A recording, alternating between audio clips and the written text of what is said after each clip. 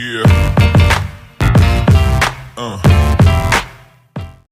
Oi, gente! Bem-vindos a mais um episódio Do podcast IFSP. e hoje nós estamos aqui com duas professoras e doutoras em História, Milena Maravilhosas. Girardello Oi, gente. e Maria Eduarda Ceramelo. E hoje nós vamos falar um pouco sobre... Esse, na verdade, é o episódio 5 do compilado dos povos bárbaros. E hoje nós vamos falar mais sobre o povo dos ostrógonos. Vocês querem se apresentar um pouco? Oi, gente. Eu sou a Milena. Eu estou fazendo atualmente meu pós-doutorado justamente nesse assunto. Eu estou muito feliz de estar aqui, gente. Muito obrigada. Estamos uma honra estar aqui nesse podcast de história. Então, Queremos obrigada. agradecer também o nosso patrocinador das notas, Zarpa. E é isso, vamos começar. Mas enfim, gente, afinal, qual foi a origem desses... Os drômedos. Ostrógonos. É um pouquinho difícil, não tá É, no seu dia. Exatamente. Mas qual foi a sua origem? Então, normalmente a gente não escuta falar tanto sobre os povos especificamente que fizeram parte dos bárbaros. Mas bárbaros, com certeza, tipo, a maioria das pessoas sabe o que são, pelo menos. Pelo menos já ouviram falar, pelo menos alguma vez.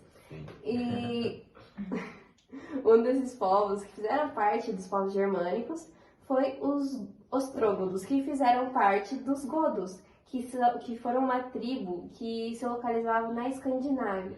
E eles sofreram diversos ataques, invasões, e assim, era realmente constante. Isso fez com que eles se dividissem em dois reinos, que eram os ostrógonos e os visígodos. Os visígodos, gente, mais profundamente, né? Mais aprofundado, aliás, tá em outro episódio. Assistam. Aí os drômedos, eles se separaram, né? E a base, eles eram nômades, mas depois eles viraram sedentários, porque eles queriam cultivar coisas, eles queriam fazer agricultura, eles também criavam animais. Ou seja, eles estavam em busca de terras férteis. E também eles acabaram fazendo essa transição de nomadismo para sedentarismo por causa, né, da busca pelas essas terras férteis e por causa também das grandes influências que eles receberam do Império Romano e pelo estabelecimento de seu reino. Eles faziam muita agricultura, né? E a base da alimentação deles. A base da alimentação deles era cevada, feijão, ervilha. Eles também criaram animais, as suas vestes eram de couro. Isso fazia parte da economia deles? Isso. A agricultura era a base da economia deles. Eles se vestiam do couro dos animais que eles criavam. Eles eram água. Sim, e eles também se alimentavam da carne desses animais. Eles tinham 4 níveis de poder, que eles eram governados por um rei. Eles eram a base da monarquia, né? Desculpa. Era monarquia. Aí depois vinham os militares, né, que sempre foram muito influentes. Aí os drômedos livres e depois os escravizados. E como que funcionava a escravidão? Ela era racial? Não, era conhecido como escravidão clássica, que não tinha nada a ver com raça, era dívidas. As pessoas que deviam, elas viraram escravas. Então, se eu devia algo para alguém e eu não conseguia pagar, a pessoa me fazia de escravo, eu tinha que fazer o que ela queria. Exato, a escravidão racial ela vem depois de certos. Sim, você falou um pouquinho da economia deles, mas qual era a sua arte, sua cultura? Então, a cultura deles, né, era mais, tipo, eles acreditavam, por exemplo, na religião. Eles acreditavam em Odin, que era um deus nórdico, mas eles não acreditavam totalmente na mitologia nórdica. Eles tiveram essa influência porque dos vikings, que eles eram em comum, né, porque os dois são germânicos, eles tinham isso em comum, mas eles não acreditavam na mitologia nórdica toda. Eles acreditavam em uma parte e também tinham a sua própria religião. A arte deles não é tão conhecida como a arte grega e a romana também, mas eles faziam arquiteturas. A arquitetura deles é muito conhecido, o mausoléu de Teodorico, que fica lá na Itália. É muito bonito, eu particularmente eu acho muito bonito. E, Já conheceu? Eu já conheci. Ah, Não. gente. Desculpa. Enfim, mas eles não eram muito conhecidos pela arte deles. Eles faziam mais arquiteturas, enfim. Então, na religião, eles acreditavam em vários deuses. Gente, os vizinhos do estúdio tá bem. Sim, sim. Eles Alex. eram politeístas, igual Uhum. muitos povos daquela Uhum. época eram politeístas, os gregos, os romanos, os egípcios. E eles também acreditavam na vida após a morte, que era muito comum naquela época também. E até hoje. Até hoje. O cristianismo também acredita na vida após a morte, né? Sim. E agora, né, falando mais ali da fofoca, do burburinho, o que aconteceu realmente para eles conseguirem invadir o Império Romano? Como que...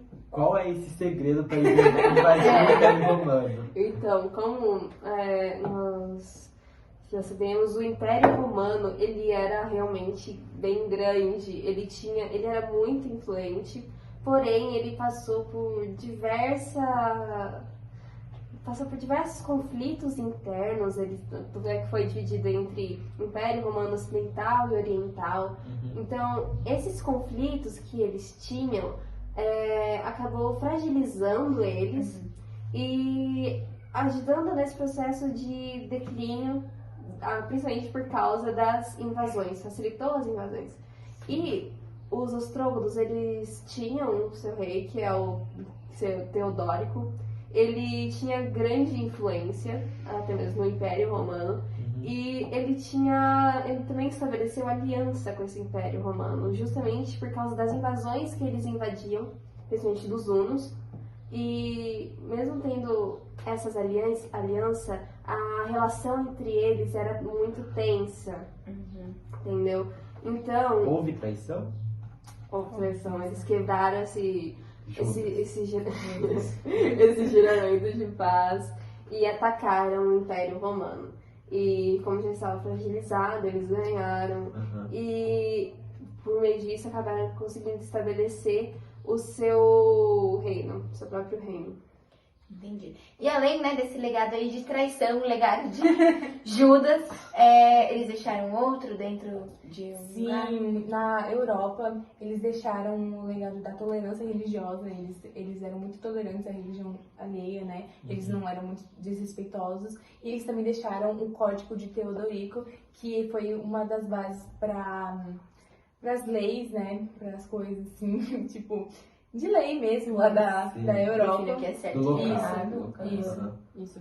E também um pouquinho da arte, né? Da arquitetura deles, querendo ou não, por mais que não sejam tão famosos, também coisou um pouco. E é muito esquisito que eles não sejam famosos, porque eles conseguiram, né?